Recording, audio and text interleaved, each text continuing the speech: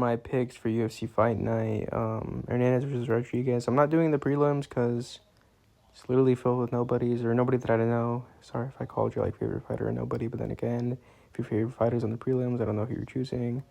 So when this thing transitions, we're gonna move on to our predictions. And now.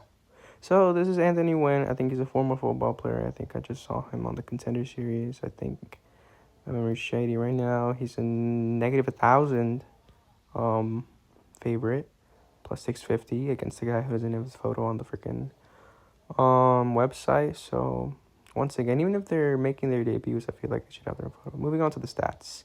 Terrence Chapman is brutally bogging Anthony Nguyen the record. 1 win over 0-0-0. So he's not mogging in the last fight. They're both debuting. They're both from the U.S. It's stated that Anthony Nguyen has no height, so that's very nice. They both weigh nothing. Dude, Anthony Nguyen has nothing. Never mind. I'm switching on my prediction. Anthony Nguyen is not winning. I'll take Terrence Nguyen by brutal first round KO. Since apparently Anthony Nguyen has nothing. Obviously, I'm joking. I think Anthony Nguyen is going to go in there since they're feeding him a can. So we're going to go into the women's fight. Carly Judice versus Jaisla Chavez. Carly Judice is a -550 favorite.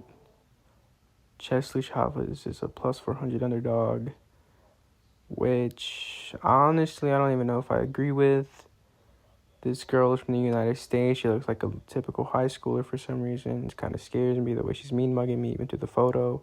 Chesley Chavez is looking at me like in disgust, like I just did something in front of her that just can't put dishonor on my family. Like, look at her.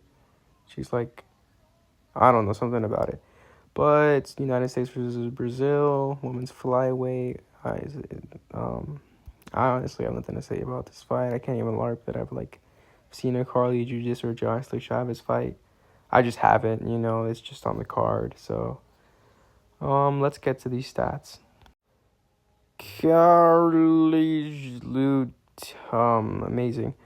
Carlia Judice, I think I forgot her name already, and Jaisla Chavez. Jaisla Chavez is mogging her with an undefeated record, that's why it surprised me that she's the American is the favorite, But she does get high mog by 1 inch, so who even knows? And high mog by half a pound.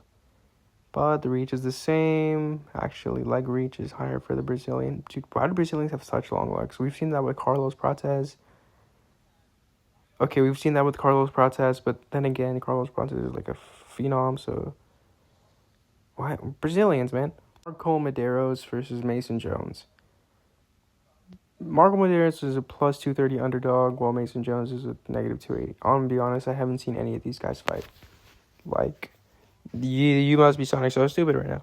You're making a UFC Fight Night prediction. You haven't even seen or watched taped on these people that you're supposed to be predicting on. Okay, sue me. I can still do this. This is a free world. I can pick based off looks, aura, vibe, and right now, Mason Jones looks like a buffed up TJ Dillashaw.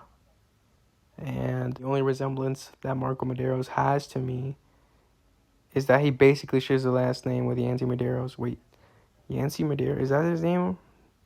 That one guy that got cut out of the UFC 6-5, I think, yeah. I think his name is Yancy Medeiros. That's the only thing I know. Didn't he get slammed out by Dustin Poirier too? Get a look at these stats. Mancy, I already forgot his name. The guy on the left with the red has 11-1 with either a draw or no contest. No, I think it's a draw then. And then Mason Jones is 18-2 with 1 no contest. The other guy is coming off a draw. Mason Jones coming off a win. So I think automatically off that I'm picking Mason Jones. Height is the same. No mog there. Weight is high mog. No, weight is mogged by 1 pound. Reach, honestly, the reach is going to give him some problems, bro. I think Mason Jones is just going to get him, We move on to Reiner de Ritter versus Roma Delidze. Our glorious Netherlands King is back, Reiner de Ritter. And here's something I need to say. We give so much flack to Ilia Topuria. We call him El Cuidador. We don't. These people on the internet, they call him El Cuidador. That he retired on the stool. Guys, we remember that Brendan Allen brutally slimed out Reiner de Ritter by stool TKO. And he was even worse too. Ilia's face was getting battered in. He was getting beat up. He almost got dropped. Wait, we didn't get dropped, actually. We literally just... Our knees buckled a bit, and then we got pulled down. That was a fake drop. That's why I didn't get caught as a knockdown. Rodrigues literally gassed out, went back to his freaking corner and said, 1.3 seconds, I'm out.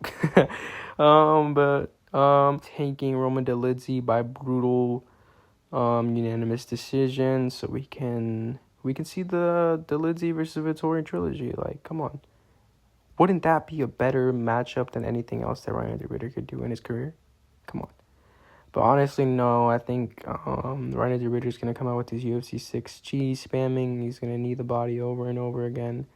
Hopefully get a finish, revive his career after losing to the Caio Barajo. Come on, dude. Like, come on. Moving on to the stats. Ryan DeRitter is 21-4 from smurfing, and I forgot what he did. He smurf in one championship because he became a double. Yeah, he became a double champ there. Roman Dolidze is 15-5. He's only lost against the toughest of toughest competitions. Both dudes are coming off losses, so they just gotta rebound their careers, man. But honestly, hoping Dolidze pulls this one off.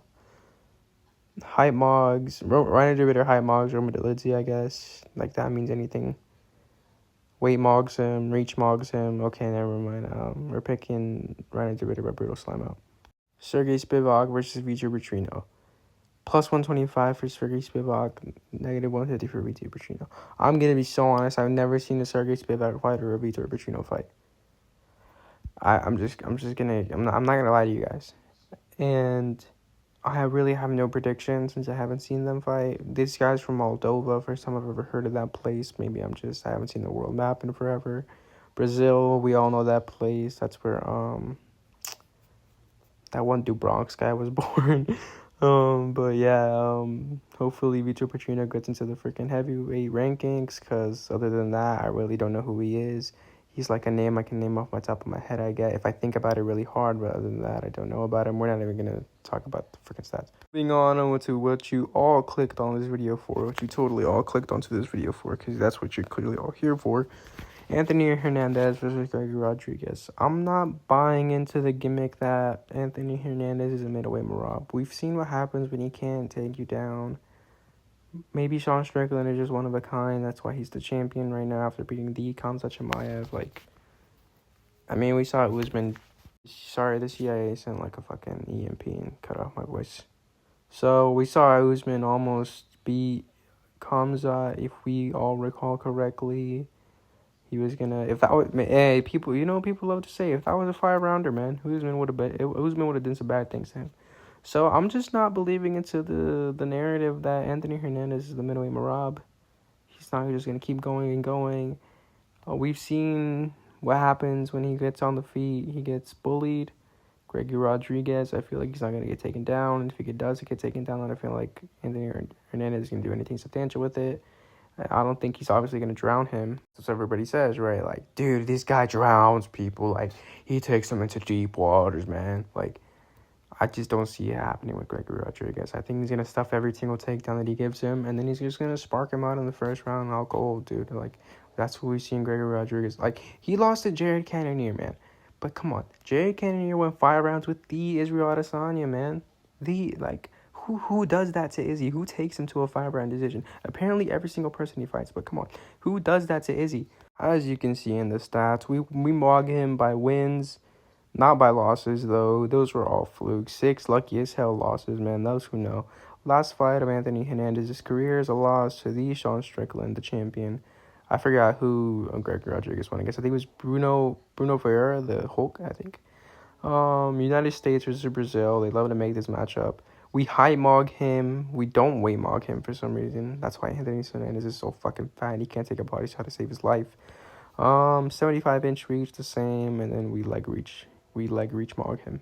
So that's what I'm gonna leave it at that, honestly. I'm taking Gregory Rodrigues by brutal first round knockout, and if it doesn't, then oh well. At the end of the day, if it's a sport, that's not a lot to week out, but please return for more videos. This is my outro. Deal with it.